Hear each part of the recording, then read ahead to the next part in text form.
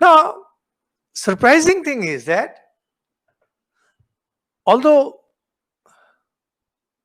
world and God, they're not binary, we tend to bring God to our level. Now, once I read a very interesting statement by Mark Twain. Mark Twain was a great literary figure of America. And he was extremely witty, extremely witty. And I always laugh whenever I read any of his comments. And during my formative years, he was a great influence.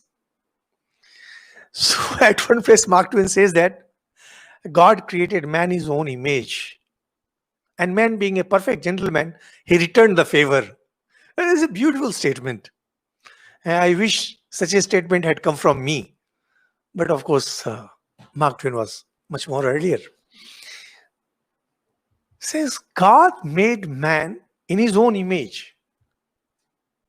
But man being a perfect gentleman, you see, a gentleman, he won't give the gift. He will always make a return gift. So human beings, being perfect gentlemen, made a return gift. And what they did was, they made God in the image of man.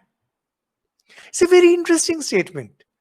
I love this statement so much because, see, whenever you look at any religion, whatever religion that might be, you will see that the God of that religion has been made in the image of the practitioner of that religion. So bloodthirsty people, they make God bloodthirsty. Cruel people make God cruel. Those who those who are seeking justice, they want to have a just God, things like that. So instead of making ourselves in the image of God, instead of thinking, behaving, practicing, and growing, what we do is we make God, our own image. And that is where the ultimate disaster in religious life, when a spiritual life is out of question, such people can never have a spiritual life. Disaster strikes.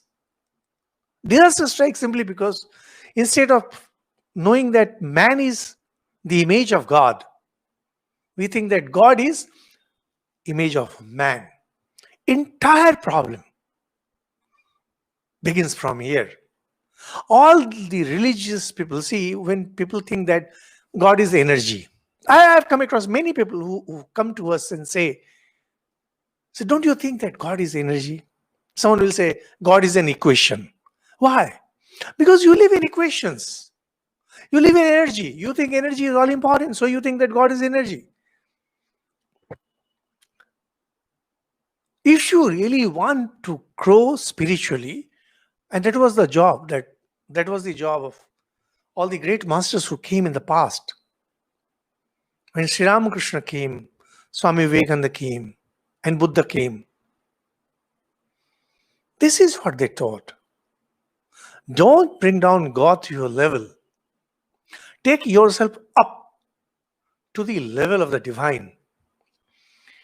And whatever you do, whatever you think, your daily actions, your every minute thought, they all need to become divine.